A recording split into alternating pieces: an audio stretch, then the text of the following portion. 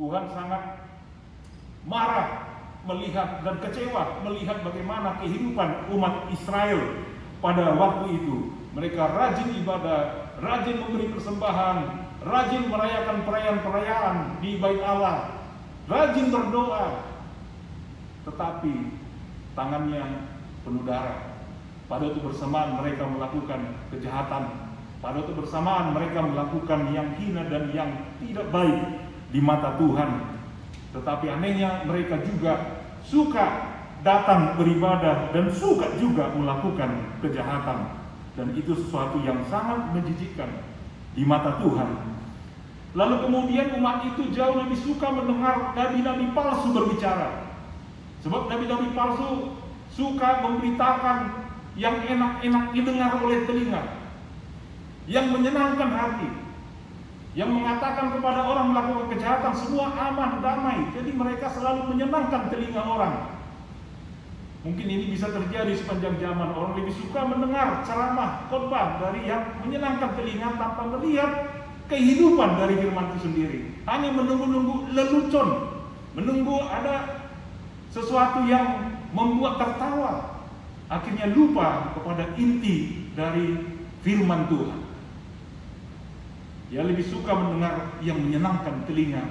Dan demikian terjadi pada waktu itu. Mereka lebih suka mendengar nabi-nabi palsu karena ini menyenangkan dan menghibur, sehingga aku bisa melanjutkan kehidupanku, aku melakukan dosa juga nggak masalah, semua aman-aman saja, penuh damai sejahtera, tidak ada murka Tuhan, aman-aman saja. Akhirnya mereka terlena melakukan dosa dan kesalahan.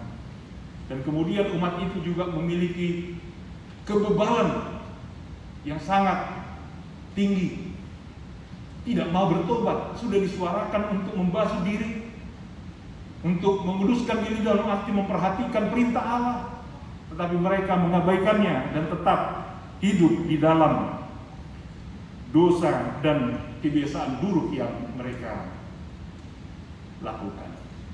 Jemaat Tuhan terkasih dalam Yesus Kristus, itu sebabnya Tuhan melalui Nabi Yesaya menyampaikan pesan kepada umat waktu itu. Artinya bernubuat bahwa bangsa itu akan dibuang ke Babel. Dan itu adalah satu kepastian. Satu kepastian yang harus mereka hadapi dan mereka tidak dapat melakukan apapun tentang itu. Umat Israel hanya menerima dan harus mempersiapkan diri untuk itu. Ternyata mereka tidak siap menerimanya. Itu sebabnya mereka lemah, takut, gemetar. Nah, jika itu satu kepastian pembuangan, apakah ini jadi membawa kita kepada pemahaman bahwa Tuhan itu kejam? Oh, tidak. Tidak sama sekali. Dalam Ibrani 12 ayat 6 dikatakan bahwa Tuhan menghajar orang yang dikasihinya. Dan ia menyesal orang yang diakuinya sebagai anak. Ibrani 12 ayat 10, dia menghajar kita untuk kebaikan kita. Jadi boleh kita katakan bahwa pembuangan umat Tuhan itu yang dari Yerusalem dibuang ke Babel adalah ini dalam misi Tuhan juga untuk memberikan kebaikan bagi umat itu. Kalau umat itu mengatakan satu hukuman, tetapi itu tujuannya adalah untuk kebaikan dalam kehidupan mereka. Jadi di sini boleh katakan action is louder than words. Jadi Tuhan melakukan aksi kepada mereka, implementasi dari nubuatan firman Tuhan itu sendiri. Jadi kadang ada memang manusia yang harus dipukul, dicubit sedikit, atau diketuk dulu orangnya, baru dia berubah. Jadi begitulah umat Yehuda pada waktu itu, mereka harus dibawa ke Babel. Kalau Israel Utara sudah terlebih dahulu dibuang, dan yang terakhir adalah Israel Selatan. Dan itu adalah satu kepastian. Nah, hal ini perlu bagi kita sehingga kita tahu sekarang supaya kita tidak mengalami penderitaan dulu supaya kita berubah. Karena tidak baik kita menderita karena dosa kita. Tidak baik kita menderita karena pelanggaran kita. Nah, kalau kita menderita karena perbuatan kita yang baik, itu ternyata kasih karunia.